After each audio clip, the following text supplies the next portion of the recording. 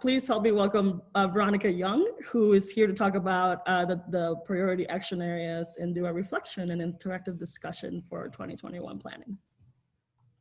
Thanks so much, Cece. Hello, everybody, and welcome. I'm really excited to be here today talking about priority action areas. I know this is kind of a new construct for us in the network this year, so we're all kind of working through this together and figuring out exactly how can we best utilize some of our resources and collective energy in a couple or a few main areas as it fits for you and your brigade. So looking forward to kind of see where it is that we've been, how we got to this place, and then talk and have a collaborative discussion about where we go from here. So I am going to share my screen and let me pull this up.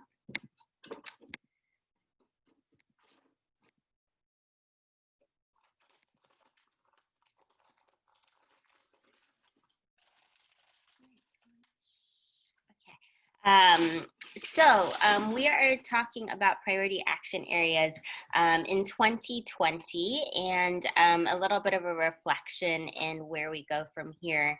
I just want to acknowledge the fact that priority action areas have been a network-wide collaborative effort and have been a representative of a lot of work on the network team, and in particular want to call out CC's work on the priority action areas, and in particular getting our project canvases together for this effort, which we'll get into a little bit. So our agenda for today is to review the context of priority action areas, review our progress for priority action areas so far this year, and then discuss how priority action areas carry into 2021. So the context for priority action areas is that there obviously, as we know, is so much work that happens within the brigade network, and brigades are doing wonderful work within their communities, and it happens to be that a lot of this work falls into similar areas, but as of yet we didn't necessarily have a very formalized way of being able to really kind of call out the buckets of work that was happening and really collect information to spur knowledge sharing and to be able to spur further project creation in these areas. I should also note that some of these areas also intersect with some of the work that Code for America project teams are doing, and also intersect with various partnerships that we've had over the years. So there was really kind of a need that was lifted up through various surveys and feedback that we had gotten within the network of how do we really capitalize upon some of this work that we're already doing and make sure that we're able to have outsized impact and be able to see where we can collectively go from here. And so the National Advisory Council and the network team really came together at the end of last year and beginning of this year and said, in what structure can we maybe put this together in a way that's helpful for the network? And one of the main things that we wanted to make sure that we did were provide resources like toolkits, workshops, project management assistance in these areas. So how were priority action areas chosen? We really went through about like a 4 to 5 month process of specifically working on choosing priority action areas. Some of this started with a survey that went out towards the end of 2019, asking folks what area were they most interested in working on in the network. And then we also had discourse posts about this, workshops, and conversations. From there, the National Advisory Council took the top number of areas that people lifted up as areas that they wanted to work in 2020, and then started to narrow down what the priority action areas could look like based off of this feedback. And through that process, three priority action areas were identified. And then on top of that, just as we were coming to kind of some final decisions around priority action areas, COVID hit. And there was the opportunity to be able to capitalize off of the work that we've done in the rapid response space and include rapid response as a priority action area. So we got to 4 priority action areas that were decided, which were in the areas of rapid response, voting rights, creating pathways to record clearance, and court notifications. So I think we're still in a phase. The priority action areas were decided on in like the middle of March. So these really have only been up and running for a little over 6 months. And I think that there's still a question for a lot of folks of, well, what exactly are we doing with the priority action areas? And I think the best answer to this is that so much of the work that's already happening fits into this. And I think that being able to name a couple structures of where this work lives is really helpful for us to be able to center our work and also know where resources are. So in 2020, what have we accomplished so far? So we really kind of took a look at where are some of the energy, where is some of the energy already happening around some of the work in priority action areas, and can we kind of put this into buckets to help number one, name and recognize the work that we're doing, and number two, be able to help folks know where it is to look for resources in priority action areas. So you'll see here in this table the 4 priority action areas listed out, which are rapid response, voting rights, record clearance, and the full name is creating pathways to record clearance, and court notifications. And the check marks are where we've kind of accomplished work. So the work, we have kind of fit things into 3 various categories. This doesn't mean that this represents all of the work, and want to be really mindful that when we're talking about things such as priority action areas or buckets, this is not in any way supposed to be a prescriptive measure as to what has to happen. It's just that because we're such a large and distributed network with thousands of volunteers and over 80 chapters, in order to kind of be able to make some sense of what it is that we're doing by creating some buckets where a lot of things fall within, it makes it a bit easier to be able to kind of take a look a little bit more deeply at where impact lies and what it is that we're doing.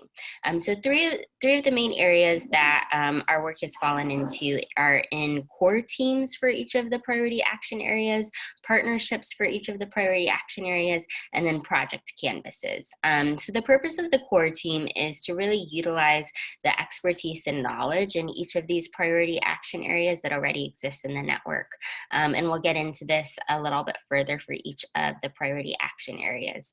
But this is really to lift up some of the leadership that's already happening and make sure that we're all kind of connected in one place. The partnership aspect is when we engage in partnerships and partner organizations ask us to help out in some of these priority action areas.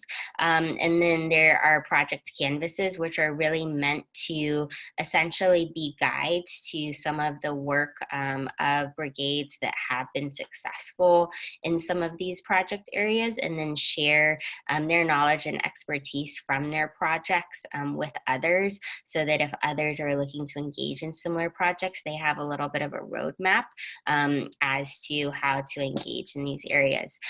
One of the kind of resounding issues that comes up again and again and again in talking to folks about their experience as brigade leaders is that project management is a really difficult aspect of the brigade experience. So there's lots of ideas and lots of energy and lots of talent, but actually getting a project from start to finish can be a bit challenging, just given the kind of network and area that we live within. So project canvases are really a way to help provide a look at one project's experience in the hopes that it might be helpful for others to know what is the timeline for a project. What could that look like? What are some of the rules that are needed? What are some of the pain points that this project found that we can expect to have to navigate when we're working on a similar project to be able to help with that project management aspect. So I'm going to go into each of the priority action areas just so that we can do a little bit of a deep dive into each one and see where we are and what some of the work that has been accomplished is. So for rapid response, brigades across the country, as or a lot of us that have been around in the network for a while are familiar with, have been really critical to responding to crises like Hurricane Harvey and Maria and other natural disasters. And as we all experienced at the beginning of this year, brigades really stepped up above and beyond in terms of facing COVID-19, which has affected all of us and is still affecting us, and provide really critical resources. So there was a core team that was created in response to COVID-19. This core team was made up of brigade leaders across the country. They organized weekly stand-ups. They helped spur COVID-19 project creation and iteration. They kept track of ongoing work, which is a really critical piece when all of this work is happening simultaneously all over the country. How do we actually kind of know what's going on? So keeping track of this work is really important. I linked here a discourse post with that lists out COVID-19 projects, and it also has a link to a tracker. From the counts that I saw, over 50 projects were worked on within the span of a couple of months in direct response to COVID-19, and the ability to work together on these projects and share information was critical and was not possible without the core team. Also during this time, we engaged in a partnership with World Central Kitchen and FEMA and Mapbox in order to pull together school data on the availability of free or reduced price meals to families across the country. So dozens of volunteers were able to put in official school district links into a repository so that folks could find helpful information. This was a really cool opportunity to work with both a nonprofit organization, World Central Kitchen, and also FEMA, which is an agency that we've done some work with in terms of hurricane response in the past, and also Mapbox. And then project canvases.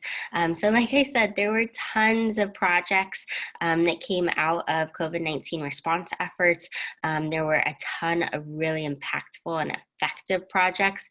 These projects here just are a representation of a few of the different types of COVID-19 response projects that were created, and they represent really great work that went on.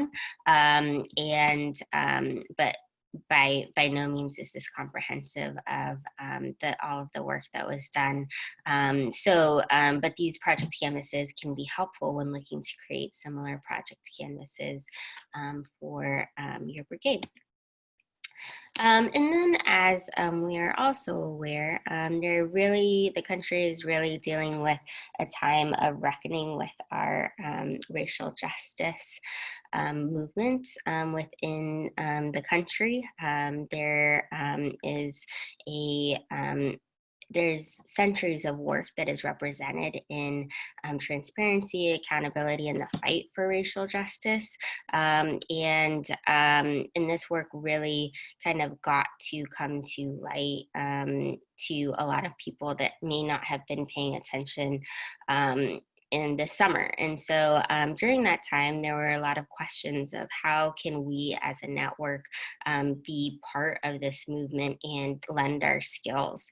And I'll say that, you know, as the network team, our biggest suggestion to folks was to support the organizations that have been doing this work for centuries, because a lot of the work that needs to be done is not a tech solution and is not something that folks can just create a solution for, but it is much deeper and rooted in a lot of work that others have been doing. We wanted to also make sure that the ways that we could contribute our skills as a network were being lifted up. And so we created, or CC created, project canvases for a few projects around the network that were really focused on data and making information available to folks, and ability to use these projects to aid in racial justice efforts across the country. I'm gonna just look at the chat here because I can't see it. Oh, okay, perfect. Noel, if you can reach out to Cece about any projects that you're interested in highlighting, and I would say that for anybody, if you have projects that you would love to see as project canvases, if you reach out to Cece to let her know that you're interested in one of your projects being included, that would be great.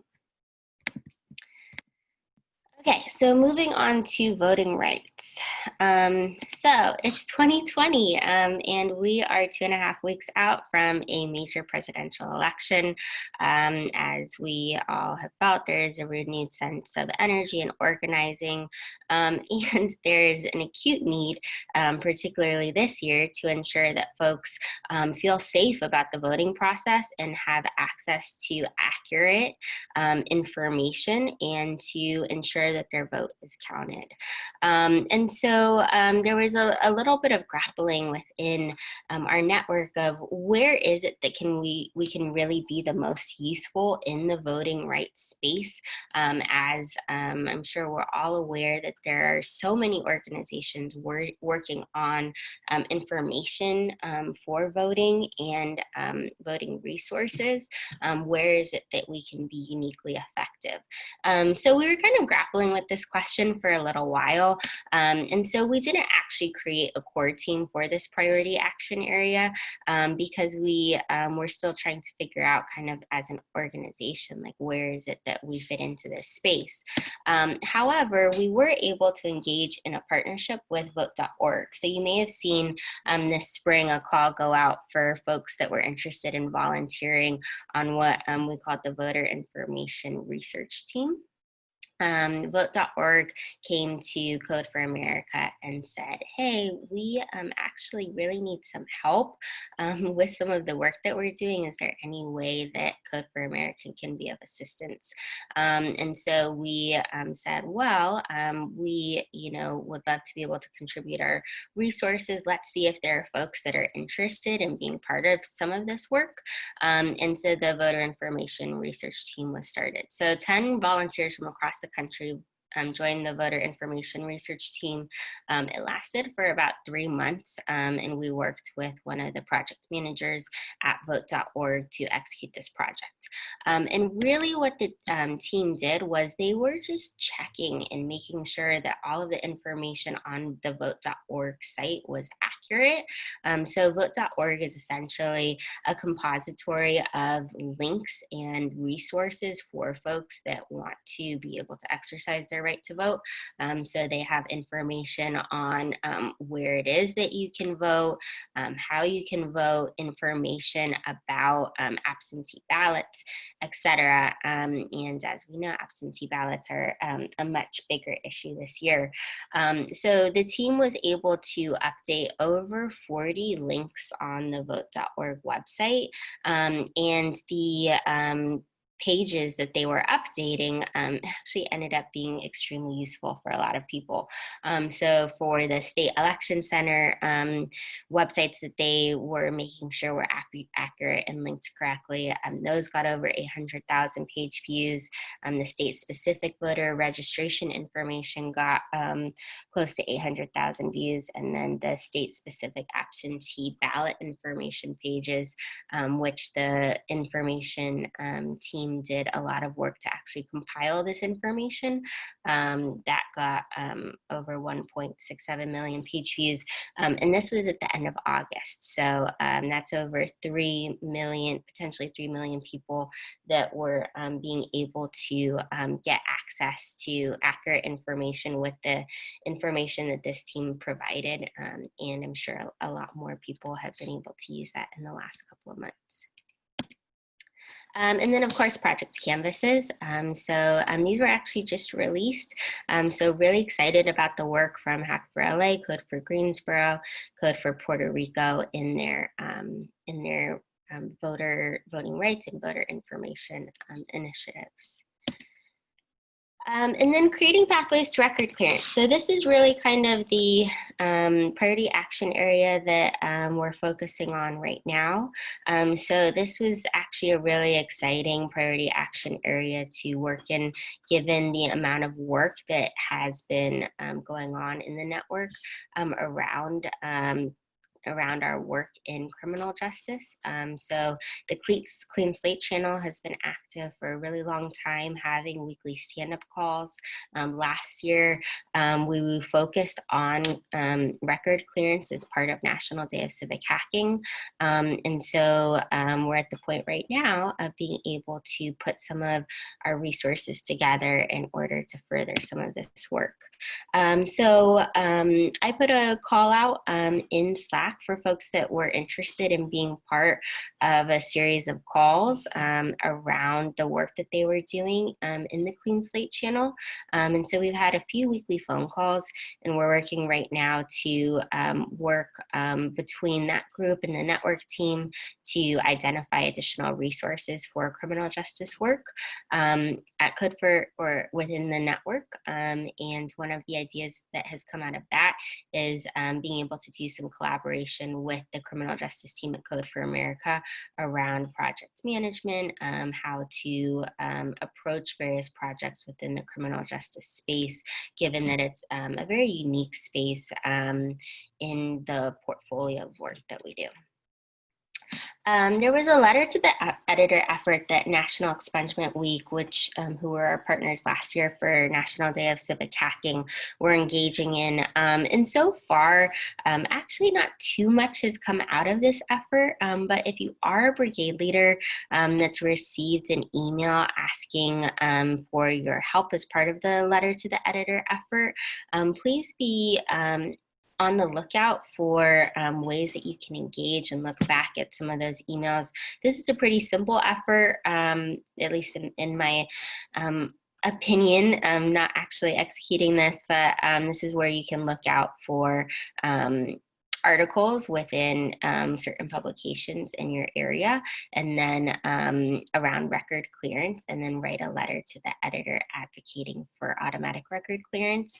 This was more targeted. We were working with the Clean Slate Initiative and National Expungement Week, and they identified states where there is needed kind of advocacy efforts around automatic record clearance.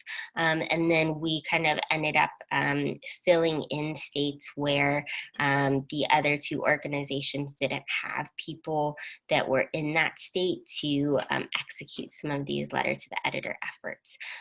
So that is the reason why there was more of a kind of targeted list of folks for this effort. But automatic record clearance is obviously an issue that Code for America has been active in the last few years. And then by the end of this month, we'll have project canvases released for the record clearance priority action area. I'm just going to do a time check. Okay, perfect. We're in good time. So court notifications is our last and fourth priority action area.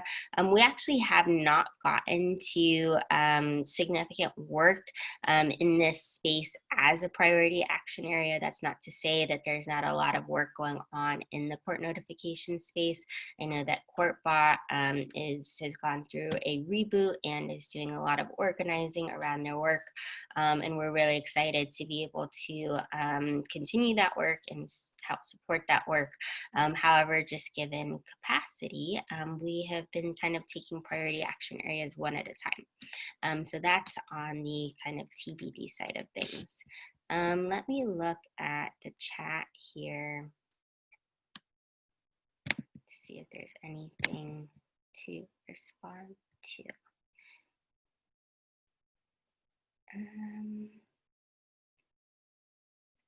Yeah. Okay, awesome. And then the last thing to mention as part of our priority action areas is National Day of Civic Hacking. So last year, those of us who were around in 2019 and preparing for National Day of Civic Hacking may remember that we went through a very long and somewhat arduous process in trying to decide what our theme for National Day of Civic Hacking was going to be last year. It was actually ended up being an extremely effective process, and hopefully folks felt that they were able to be a part of that collaborative process. At the same time, it required a lot of work for brigade leaders to be able to participate as part of that process. That's one of the major pieces of feedback that we received. And so this year, we wanted to see how could we somewhat streamline that process a little bit so that it wasn't as much of a burden on brigade leaders, and priority action areas was really a perfect way to do this. Given that the network had already identified our 4 areas that we were interested in engaging in, members of the National Day of Civic Hacking Committee were able to provide thought leadership and really be the decision makers for what National Day of Civic Hacking looks like. And so it was decided upon that we would continue our work in rapid response that had been so active this year for National Day of Civic Hacking.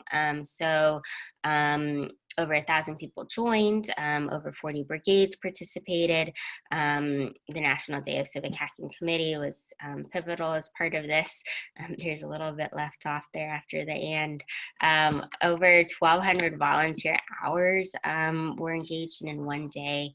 Over 70 design audits were completed, and we got over 150 new Slack users as part of National Day of Civic Hacking. So that was really exciting.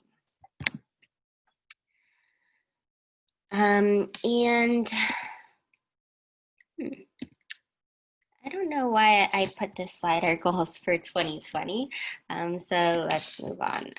What I like to do for the second half of the session is engage in a pretty informal like to learn LACT, and then I changed it to 2021 aspect of the conversation because I really want to make sure this is a collaborative discussion as we start thinking about what 2021 looks like and priority action areas.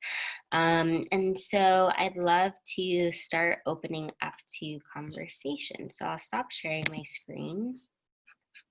And thank you for listening through that fairly long presentation. Hopefully, thank you, Nick. Hopefully we are all kind of on a similar page as to where we are with priority action areas so far this year. Like I said, this is a newer construct, and I think it takes some time for us to all kind of really understand how can we leverage priority action areas and how can we already use the work that we're doing and put it into some similar structures that we can all feel like we're a part of. I would like to ask if there is someone that would be willing to write in our notes in the Kiko chat as part of this part of the conversation.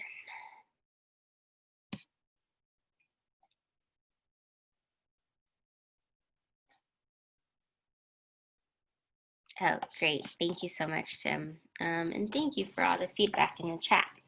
Okay, so in our Kiko chat page, there is a tab. It says session notes, and you can, and Tim, you could take notes there, and folks, you can follow along there.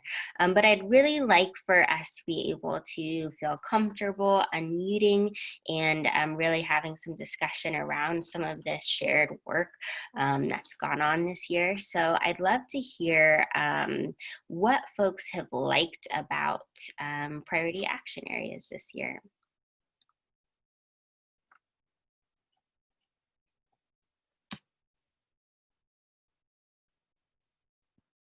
Okay, I'll start things off. Put something in the chat, but I'll go ahead and just say it as well. I really like the way the National Day of Civic Hacking worked this year. I thought that was really easy to get on board, and we were here in Tucson. We were able to collaborate with Phoenix and do a little bit of work on finding lunch pickup locations for students who don't have access to the FRL. So that was really nice. One thing I did bring up in the chat, I see a couple people are responding to that. I think one of the things we need to look at for priority areas for the future is climate change and climate justice. I mean, there are few things that are more important than that. I know here in Tucson, the mayor just started a new initiative. They announced a climate emergency in Tucson, and they have a new initiative now to address that. And so I think there are a lot of opportunities for a lot of brigades nationwide, and there are a few topics that are probably more important than environmental justice and climate change. Cool, thank you. Yes, and we will get to, when we talked about 2021, it's great that you mentioned this now, but would love to also think about what new areas we might want to focus in, and how do we envision kind of continuing priority action areas in 2021, but that's great. Ryan, it looks like you raised your hand. Yeah, I had a kind of a mixed experience with National Day of Civic Hacking this year. I have a really small brigade, and on the one hand, I think the materials that were put together by the committee were great. You know, there was really good introduction to what the projects were and how to go about trying to do them. On the other hand, it really felt like the few people in my brigade were given 3 new projects to focus on when we already have a slate of projects we can't really manage. We don't have enough people to manage the work we already have. And so that felt overwhelming. And so I don't know if there's a better way to handle that, but I think at least for us as a small brigade, it was not a great experience. Because we were all feeling very overwhelmed and very unable to carry out the work we felt was expected of us. Yeah, I think that's a great point, and I think that the kind of question of how specifically do we need to engage in the kind of set agenda for National Day of Civic Hacking has been a question that's come up over the last couple of years. I think that there's a couple of answers, and I'll just try to address this quickly. And happy for anybody else, particularly from the committee, to chime in. But National Day of Civic Hacking, while there is a unified theme and unified resources, I think kind of falls within a lot of the work around the network, where Code for America network team kind of puts some effort around resources and lifting up brigade leaders to be able to put efforts around resources. So the general kind of rule of thumb that I think of is that while there's such a large distributed network, and so we are trying to be able to put resources where there has been demonstrated interest in some of these areas, but by no means is it prescriptive. So you can hold a National Day of Civic Hacking without engaging in all three of the actions, or having those actions in a sense kind of take over that day of work. I know that there are a lot of brigades where maybe they might choose one action, and that's perfectly fine too. And so I think that the goal is that for brigades where there's appetite to be able to participate in some of this collective effort, that they're able to, but there's no sense of there being a kind of punitive aspect if you don't necessarily engage in that specific line of work. Does anybody from the committee want to address that feedback? I will. And I know I heavily helped out that day, and it was not my intention for anybody to feel overwhelmed or anything like that. I was trying to get across to people that if you didn't have the capacity, let us know. There's other brigades who would be happy to pick up. But yeah, I know it's hard with some of the smaller brigades. And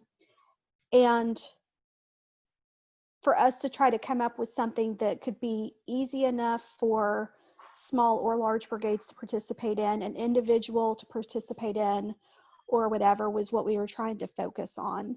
So yeah, I'm going to say anytime you ever feel that overwhelmed or anything like that, don't be afraid to speak up. Nobody's going to think poorly about it or bad about it. We're all volunteers. We all understand capacity levels and feeling overwhelmed, and we're all happy to help pick up some of the slack for you and help carry your load. Can I speak for a moment? I think that everybody was in a really rough spot over the summer, dealing with all that we were dealing with. And in this case, it was different because it was virtual, but it was also something where Code for America was saying, at the Brigade Network, we were trying to say, we know that the brigades are impacted by this. So what can we do to take the National Day and make it something that perhaps the brigade doesn't even have to do necessarily? Maybe the brigade leader is the one who's most impacted, but the brigade members are hungry to do something. What can we do that would centralize effectively the effort? And so it became this national Zoom where everybody was going there. And then in many cases, people would break out back to a local Zoom. But I think the idea was to try and bring it in, to take it off of your plate if that was going to be helpful. And I think our messaging was perhaps a little inconsistent or not clear. So apologies if that didn't get through to you, Ryan. But we were trying to take things off plates as much as possible, I think. Thank you, Diana and Nick. Okay, awesome. We have about 15 minutes left in this session, so want to continue our discussion around priority action areas and how they are useful and what we can do to improve their impact and success for folks in 2021. So does anybody else have anything to contribute to the liked part of this conversation? I'd really also love to know around the project canvases, do you folks, number one, find them useful? Number two, I realize that since these have been kind of mostly released in the last couple months, you may not have had a chance to do a deep dive into them yet, but are these something that you can possibly find useful for your brigade for future projects? Ooh, raised hands. Perfect. Let's go with Jess, since we haven't heard from you yet. Hi. I think for my brigade, I love this. I love the priority areas. I think they're super useful. I think for the civic hacking, National Day of Civic Hacking, our experience of it was really just around where we are as a brigade right now, which is, as you know, kind of just really going through some pretty significant transitions and soul searching around what our role is in the city. And what our membership wants the brigade to be and feel like and do. And so the priority action areas, I think, are really useful for us for guardrails in a sense, as well as guidance. But I feel like we're not well equipped to actually tackle some of them effectively, and we're not the best group to like, I would not feel comfortable, like a lot of the, for example, the criminal justice focused stuff, you know, we're struggling in that area, and we need to do some work, foundational work, before I feel like we can really commit resources and relationships to actual project work, just out of a like sense of responsibility. And so for me, it's about, and I'm speaking on behalf of myself and my own experience as a project lead, as opposed to sort of any kind of brigade leadership. But like, so for me, it's like, how can we as a brigade use these sort of as lenses to guide how we're approaching some of these issues, as opposed to actually applying them to specific project work. Like, so for me, it's like, how do we as a brigade learn about, understand, and embody the history of Oakland's criminal justice issues, and also restorative justice movements that are happening, which is really deep and rich and very location specific. And so yeah, that's just sort of where my head is at with this stuff. I think it's really useful and helpful. And also we're trying to figure out we need to figure out a way where we can treat it as a lens, or like a layer to add on to where we are as a brigade, our realities and constraints right now. Thank you for sharing. I will go to Noel, because you had your hand up, and then we'll go from there. Thank you. I don't know if Rochester or the other New York brigades are around can echo this. We kind of formed up as a statewide unit. New York's services are rendered on a county by county basis. And so this actually gave us a great opportunity for us to be thinking about, because everything was so remote, we were able to link together, join forces, and to do something that kind of was at a statewide level. I really liked that particular aspect. We did have some technical difficulties and issues, but talking about the things that we really enjoyed was the fact that it gave us an opportunity to join forces, be in solidarity with our neighbors across the state, work together, bring in statewide voices, which is something that we don't necessarily get to target all the time. So yeah, if we're talking about future National Day of Civic Hacking in this particular socially distanced context, I would love to know how National Day of Civic Hacking could essentially impact these statewide level issues. Cool, thank you. And then Erky Dink, you have your hand raised. Hi, thank you. I'm actually new to all this. I've only been participating in the Raleigh Brigade for like a month. I've been a developer and a IT architect for a very long time. The last couple of years, I've been working for some economists out of Washington, D.C. And I initially came to this group in Raleigh because I had developed some work that's being commercialized for the banking industry, and it has kind of a good social undertone to it, but my commercial partners don't actually give a crap about any of that. So a month ago, we agreed to split the company, and so I have the opportunity to offer some project work to the brigade.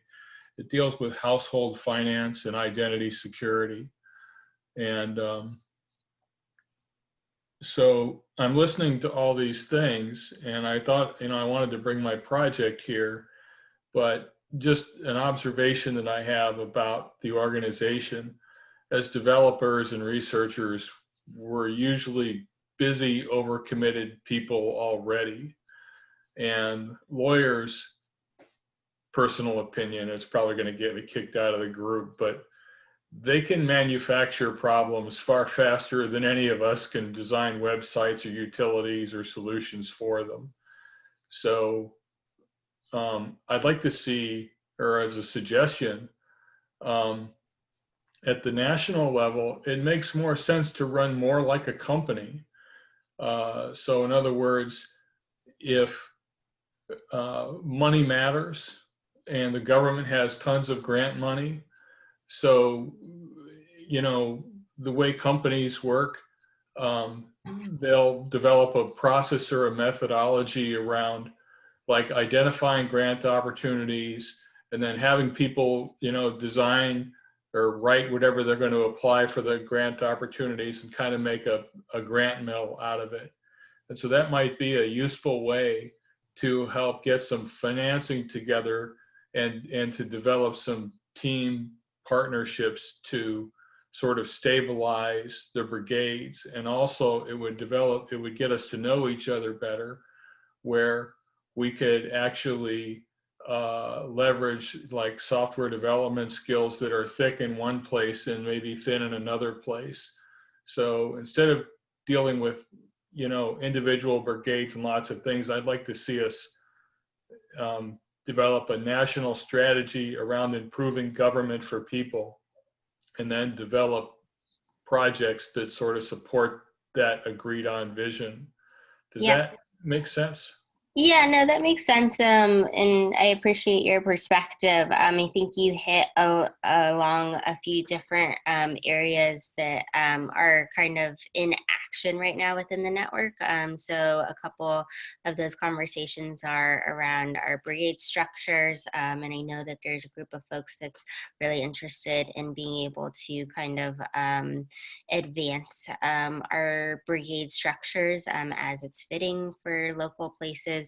I'm a good thinker doer, but I'm not a leader. So thank you. Okay, thanks. Appreciate your feedback, and welcome to the Brigade Network. So we have 8 minutes left, and so I'd love to get a few folks' takes on being able to and thank you, Diana, for offering that. I'd love to get some folks' takes on kind of where we go in 2021 with our priority action areas. I will be perfectly honest and say I think that there's so much great work that's represented within the priority action areas that we have. And I think that there is also ability to create even further impact in these areas. So my kind of my input here, just to give it, since we've been working a lot kind of in this area, is how do we maximize upon some of the work that we've done and really further some of the impact in the areas that we've already worked in. And then if there's appetite to expand to possibly maybe 1 or 2 additional priority action areas for next year, I think that there's room to do that too. So, and Diana has updates on CourtBot. Diana, would you be able to share those in the notes so that we can focus a little bit, or I'd love even just a couple sentence update, but I know that CourtBot, we could have hours of conversation around it. But I'll give the mic to you for just a minute to talk about that. Oh yeah, it's a pretty quick update. So we've got the core base, or the core code base already all written out. There's nothing there that brigades have to do. All that is needed is and this is the hard part, is for the brigades to figure out where your local court date or court data is held and how to access it, and then build some way of being able to access that data, whether it's a scraper or something else with an API that is linked to, that we can plug into the main code base. So it's really pretty easy. And the other biggest struggle that we're dealing with is just outreach, getting the word out, marketing, that kind of thing. So that's the next step. And we've got a core group of us who are from across the nation who are kind of working together and putting together a playbook for everybody. Well, thank you. Yeah, I think that there will definitely be time to be able to really highlight court notifications as a priority action area. So looking forward to that work that's able to continue right now, and then being able to focus a little bit more collectively on shining a light there. I see the chat, there's a lot going on in the chat, and a couple people still have their hands raised. It looks like, let's see, Nayet, would you like to share? Yeah, hi. I'm trying to get my video on. I don't know if I can. I'm able to. Oh, that's there for a minute, right there. So hi, yeah, I help co-organize Code for Atlanta, and I just I'm amazed always, and I helped with this year's conference in terms of content committee and putting all of this together. And I had a thought around this. I've been with the brigade network for 3 to 4 years, and I think for me the key area would be the project area, and I think the pipeline in terms of the projects we acquire are community driven and they're volunteer efforts. And I know we talk about like the core areas for CFA, but that's not necessarily what drives our communities or what's more important to them at the time when they come to our events. And so our projects are in a way driven by our volunteers and participants.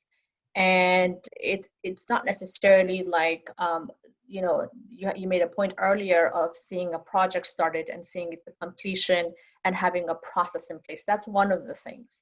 The other things are when we, or maybe if we put some effort towards, getting projects that tie in with CFA's core areas, is how you leverage if you don't have resources within your brigade in terms of volunteer efforts around technology. If you needed other things, is how do we actually link into other networks who have similar projects like we do, and we can scale some of our efforts. I know that, we could go to discourse or we could link up.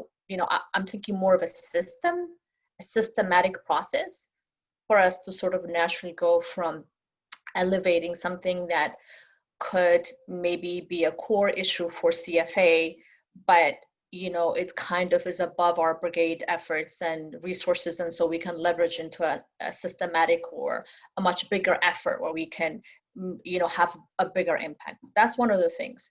The other things is actually tied to resources, really within the community and outside of the community, and how we can sort of leverage some of that stuff as a network, if there's such a thing, and how do we go about like making those connections and be able to utilize that for our local efforts, but also in terms of elevating the national CFA priority areas.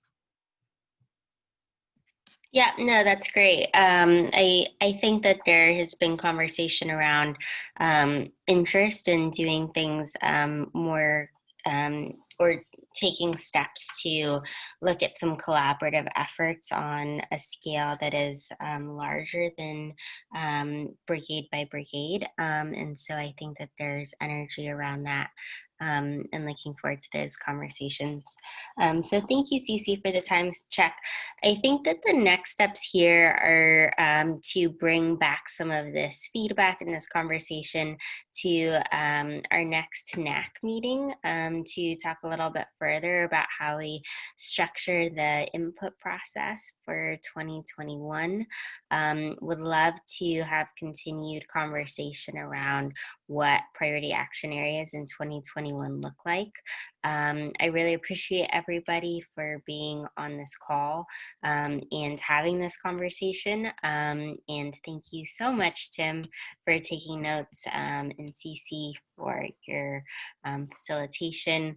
And hopefully the chat is saved, right, CC? Because I feel like so much of the good conversation was in the chat here. Yeah, I've been saving it every other minute. Okay, perfect. Thank you. Okay, well, this is great. Thank you all again. We're at time, so I don't want to run over. And we will continue this conversation together. So thanks so much. Thank you all. And don't forget, if you're working on any priority action area canvases stuff that you want to highlight, let me know and we'll work together to make that happen. Yeah, thank you. Thank you all. Bye-bye.